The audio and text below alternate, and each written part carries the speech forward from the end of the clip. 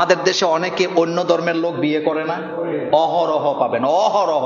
এটা শিক্ষিতদের মধ্যে একটু কি হয়, বেশি ঘটে। প্রেমের কারণে হোক, প্রণয়ের কারণে হোক, যেভাবে হোক এটা কিন্তু করে।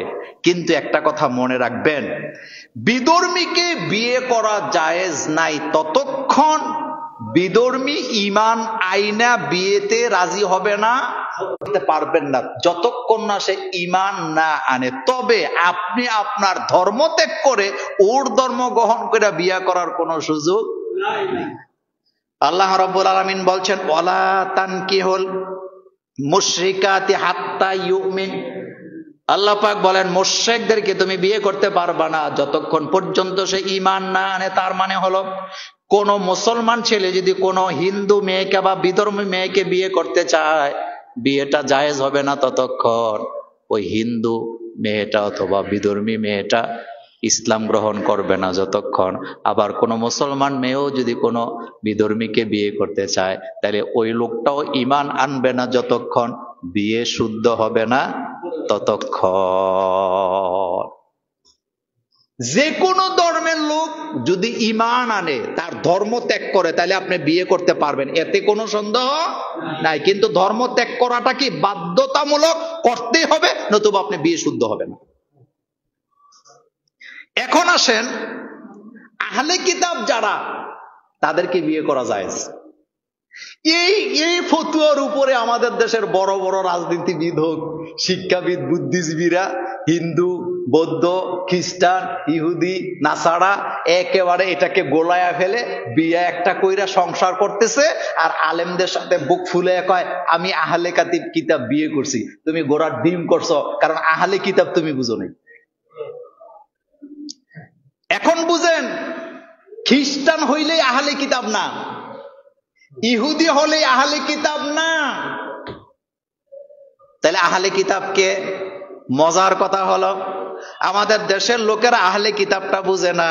কেউ যদি খ্রিস্টান ধর্ম মানে, কিন্তু তার ধর্মের আকীদাটা আগে তালাশ করতে হবে, তার আকীদার ভিতরে আল্লাহ তাআলার সত্তা অস্তিত্ব স্বীকার করে কিনা। কেউ যদি, আমার কলেজের ভাইয়েরা, বৌদ্ধ ধর্ম মানে, কি বলে খ্রিস্টান ধর্ম মানে, তাহলে আপনি দেখতে হবে সে অতীতের যত নবী আছে নবীদের উপরে ঈমান আনে কিনা। আরেকটু ভালো করে বুঝাই, কেউ যদি বলে আমি ইহুদি আহলে কিতাব, আমাকে বিয়ে করো, তাহলে আপনি দুইটা জিনিস দেখতে হবে। একটা হলো সে আল্লাহর অস্তিত্বকে বিশ্বাস করে কিনা, আরেকটা হলো অতীতে যত নবী ছিল সব নবীদেরকে বিশ্বাস করে কিনা। এই দুইটা জিনিস যার মধ্যে পাওয়া যাবে না, সে নিশ্চিত আহলে কিতাব হতে পারে না। এটা ধোঁকাবাজ। ইহুদি খ্রিস্টানদের মধ্যে লক্ষ নয় কোটি কোটি পাবেন ধোঁকাবাজ। তারা আসলে আল্লাহর অস্তিত্ব বিশ্বাস করে না, অন্য নবীদের উপরে ঈমানও। কিন্তু একমাত্র আমরা আহলে কিতাব এখন, কারণ আমরা সব নবীদের উপর ঈমান আনি কি আনি না? দেখেন, আমানতু বিল্লাহি ওয়া মালাইকাতিহি ওয়া কুতুবিহি ওয়া রুসুলিহি ওয়া রুসুলিহি। আরেক কোরআন আয়াতে আমরা পড়ি, লা নুফাররিকু বাইনা আহাদিম মির রুসুলি।